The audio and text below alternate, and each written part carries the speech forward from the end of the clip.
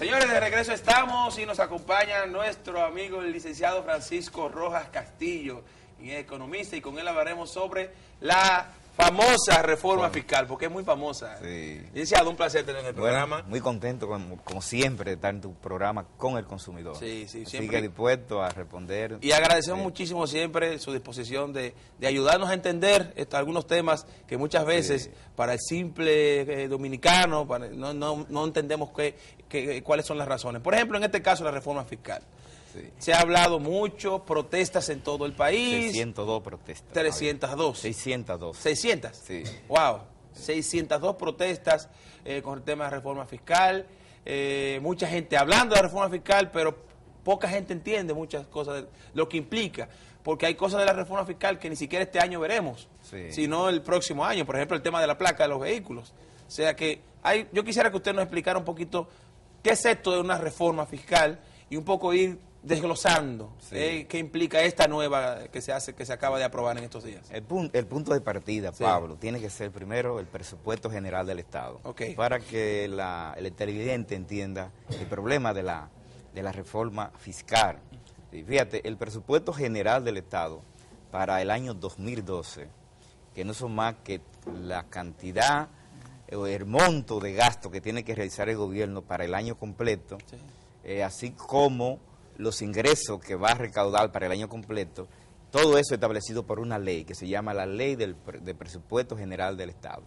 Esa ley de presupuesto la aprobó al gobierno para este año, para el año 2012, sí, le aprobó que podía gastar hasta 376 mil millones de pesos, pero que en ese gasto se le aprobó que podía gastar por encima de sus ingresos 22.400 millones de pesos. Es decir, que al gobierno se le dice, bueno, casi 400 mil. Si tú puedes gastar por encima de los ingresos que tú vas a recaudar por medio de los impuestos, por medio de lo que le llaman ingresos fiscales, por medio de las donaciones, tú puedes gastar por encima de esos 22.000 millones de pesos. Eso le dijo, se lo dijo el propio gobierno, porque la ley la aprobó el gobierno, tanto como Poder Ejecutivo como Congreso. O sea, el gobierno dijo, bueno, yo puedo gastar hasta 22.000 millones de pesos más por encima de los...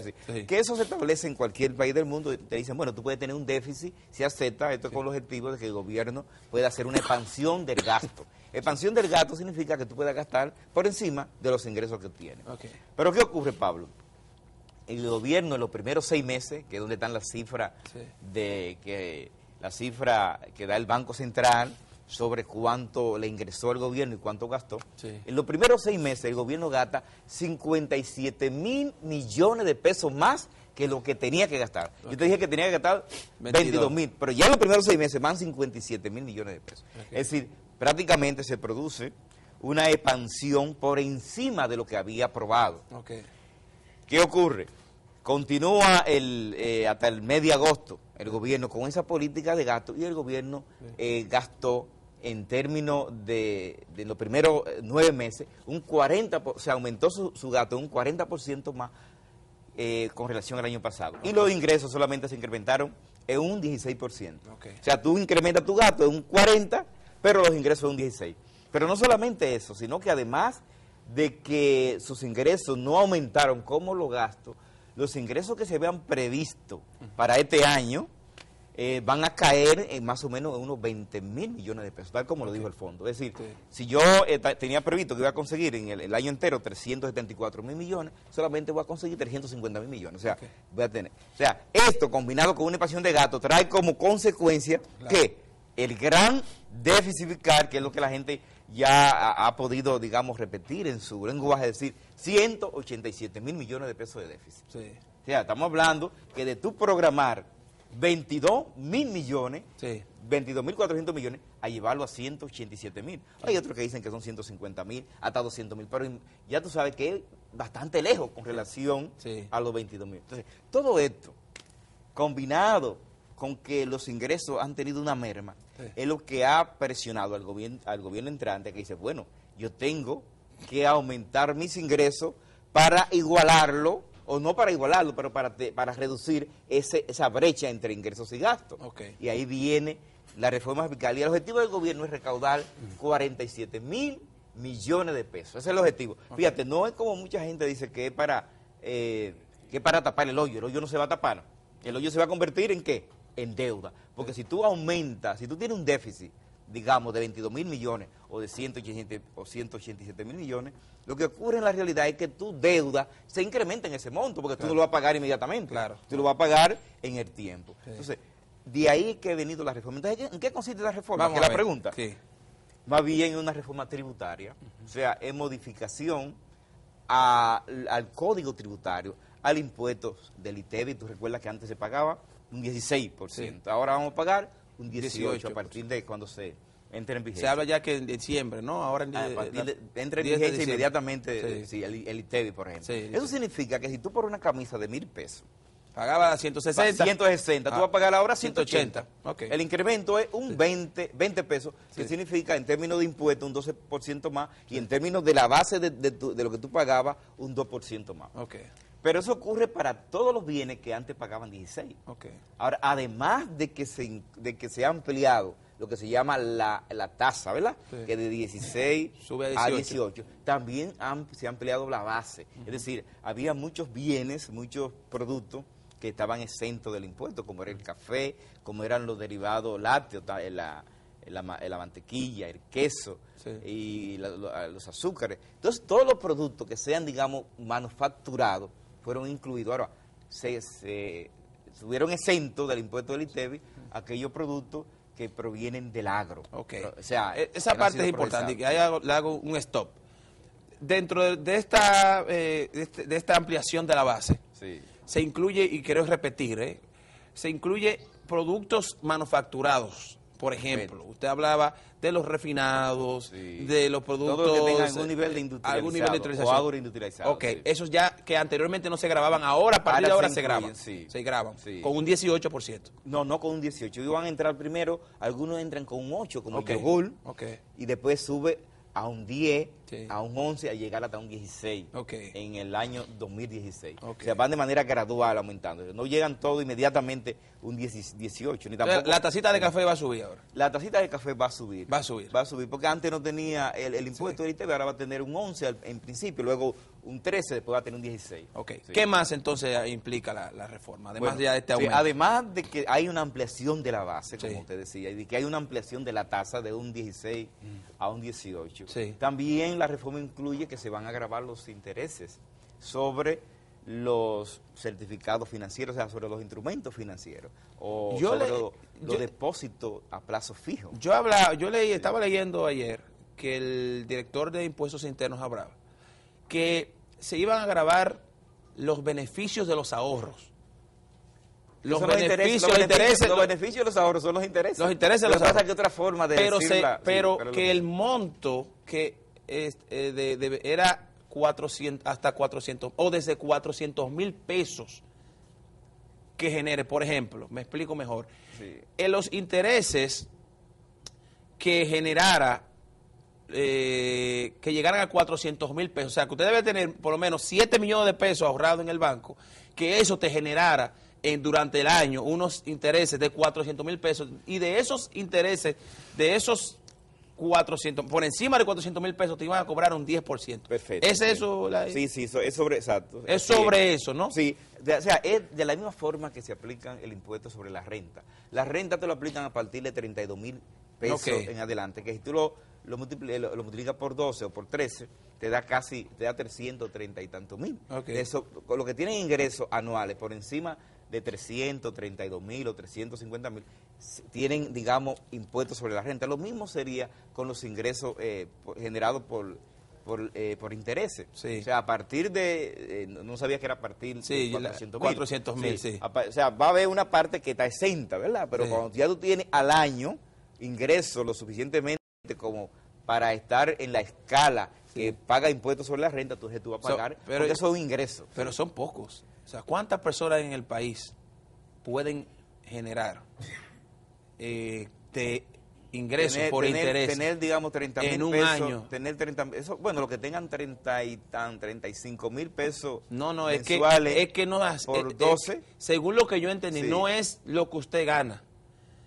es lo que usted tiene los beneficios del ahorro. No, claro. O sea, no, cuando hablamos de los beneficios del ahorro nos referimos a los intereses que generan tus ahorros. Oh, bueno, debería tener entonces intereses de 30 y pico. Exacto, tú tienes que tener intereses, pues, por ejemplo, sobre 30,000 pesos 30,000 pesos mensuales. Exacto. Entonces, a partir de ahí ya tú comienzas a ser grabado. O sea, que para...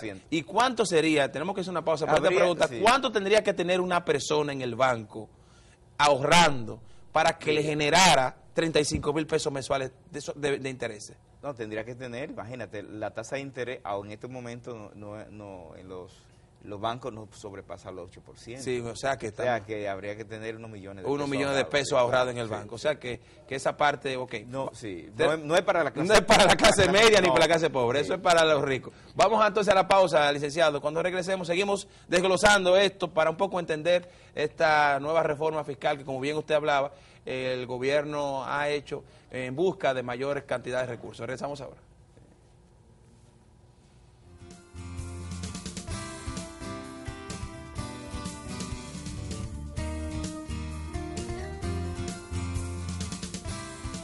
Tiene más deuda que cualquiera. Señores, estamos de regreso. Licenciado, yo hablando a los muchachos aquí, que ellos creen que uno está bollando, y que yo estoy asustado con los intereses de las cosas. Y yo, bueno, si se ven con la deuda que uno tiene a veces. Pero el ejemplo mejor. Se tiran del puente. El ejemplo mejor es el gobierno. El gobierno que tiene mayores ingresos. Sí, y tiene mayor deuda. Sí. Así es que, y más cuando tú tienes más ingresos más deuda que ingresos, la cosa se pone fea. Así es. Entonces, tú puedes ganar 1.000 millones, pero si debes 2.000, imagínate, la cosa está difícil. Pero bueno, mire, licenciado, seguimos entonces hablando sobre el tema de la reforma. ¿Qué otra cosa implica? Bueno, el impuesto al derecho a circulación. Tú recuerdas que antes por placa, los vehículos que eran de 5 años, menores de 5 años pagaban 2.200 pesos. Así es. Los vehículos que tenían más de 5 años pagaban 1.200 pesos. Eso era una... bueno, hasta este año todavía se mantiene. Así es. Se mantiene. Pero ya para el próximo año, los vehículos van a pagar un 1% sobre su valor. Si un vehículo que cuesta 1 millón de pesos, va a pagar 10 que es cualquier carro, ¿verdad? Tu carro, cualquiera, va a pagar un 1% de 1 millón, que son 10.000 pesos. Y si cuesta solamente 500,000, la mayoría de los vehículos dan de 500 a 400,000, van a pagar de 1.000 y pico que pagaban anteriormente, van a pagar 5.000. O sea, yo tengo 2 carros, el carro mío de mi esposa. Yo voy a tener que vender el mío para pagar la placa de mi esposa. Así, va a tener que vender un vehículo para pagar la placa. Eso que además de eso, tú vas a tener que pagar el impuesto sobre los combustibles. Sí. Un poquito más. Tú sabes que ahora el impuesto es el impuesto sobre los combustibles, en este caso gasolina regular y gasolina premium, va a pagar de manera por galón, lo que llaman el impuesto específico, va a pagar 65 pesos. Tú recuerdas que no hace mucho tiempo ese impuesto se viene aumentando, era 18 cuando entró el gobierno, ya va por 65. Por eso es que tú ves que la gasolina, el petróleo puede estar por el suelo, pero aquí la gasolina siempre va a estar en la nube, sencillamente porque los impuestos son bastante fuertes. O sea, eso es aparte de que el que ande un vehículo tiene que pagar el seguro bien caro, ¿verdad? Y tiene que pagar el derecho a parquearse en cualquier lugar. Yo en una ocasión me parqueé 4 veces en diferentes lugares que tuve que hacer diligencia, y yo pagué 200 pesos a los dueños de las calles. Los dueños de las calles, los parqueos. Sí, porque aquí... O sea, los impuestos que hay sobre derecho a circulación no solamente es el 1%.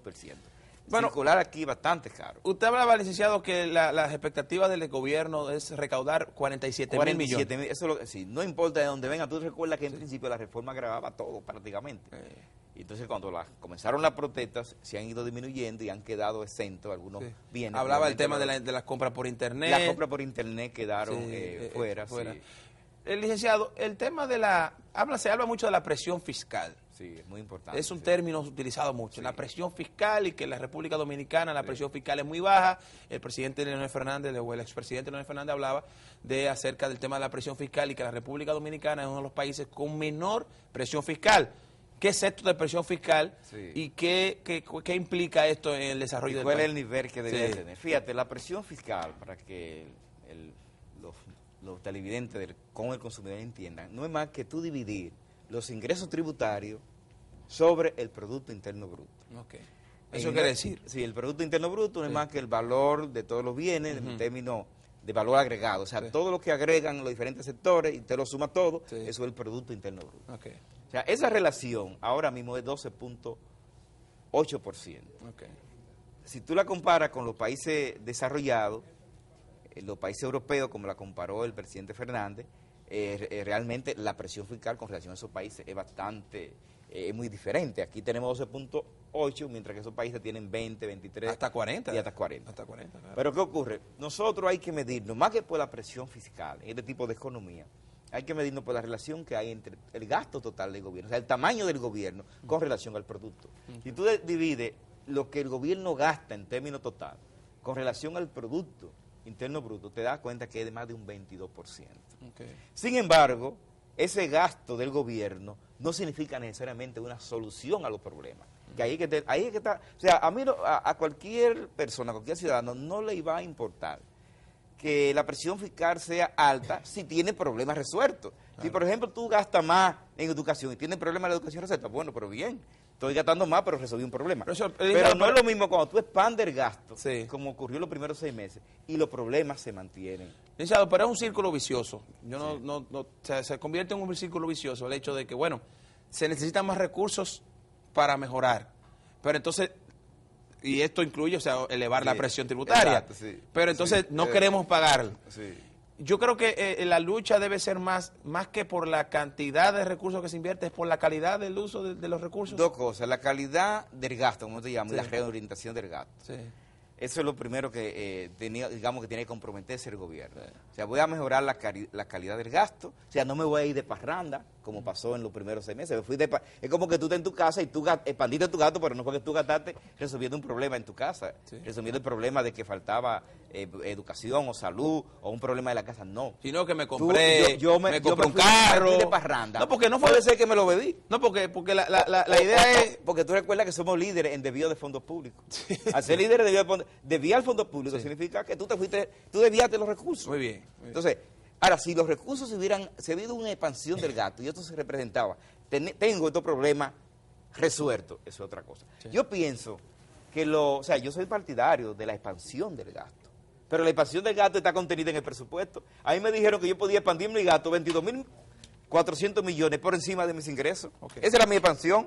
Mi expansión no era 187.000. Sí. O sea, que tú querías argumentar y justificar, como lo hizo el presidente Fernández, que esto ha sido producto, que él es partidario de la expansión del gasto y que fue por eso. Y que eso los países europeos ahora se está planteando que hay que expandirlo, pero que la expansión está establecida legalmente. Imagínate que en Estados Unidos tú apruebes a Obama que tú puedes expandir el gasto un 10% más que tus ingresos. Y tú termines con 100%. ¿Qué pasaría? Sí, no, hubiese una situación difícil. Eso, yo lo que pienso, para ya concluirte, que lo primero que tenía que hacerse era atender el planteamiento que hizo el Consejo Económico y Social, que es un organismo consultivo del gobierno. Sí. Producir los ajustes primero a nivel, digamos, de la reorientación del gasto, producir los ajustes y luego decir qué tamaño de gobierno queremos nosotros, sociedad. Queremos un tamaño de este gobierno. Ahora, ¿de dónde vamos a sacar esos recursos? De aquí, de aquí, de aquí. Yeah. Y el pueblo estaría más tranquilo. La juventud, que es la que está presionando, no estaría como estaba, porque la juventud está presionando, es porque ese déficit se ha convertido en deuda pública. Sí. Y esa deuda pública, ¿quién la va a pagar? Esa juventud que ahora está protestando. Licenciado, yo tengo que brindarle un vaso de agua. Tú sabes que siempre... Planeta Azul, licenciado, Planeta Azul. Que eso rato que le estaba mirando. No está grabado, ¿verdad que no? No, yo pienso el agua no. Planeta Azul, señores, llega a todas las partes. Sí, porque es natural. Así natural, no está grabado. Llega a todas las partes esenciales del cuerpo, que combina diferentes procesos de purificación para obtener un producto natural. Salud. Salud. También recordar que en AFP Reservas avanzamos cada día firmes en nuestro compromiso por garantizar su retiro. AFP Reservas, la AFP de los dominicanos, que les garantiza su retiro.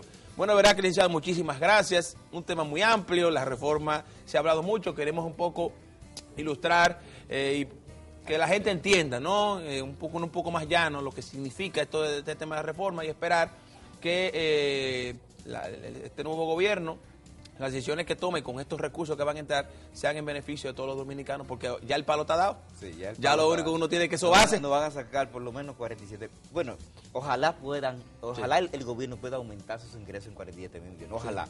Porque puede producirse una baja en la economía. Y si bajan las ventas, entonces tú puedes recaudar menos con mayor tasa. Bueno. O sea, porque lo importante es que aumente el nivel de actividad económica.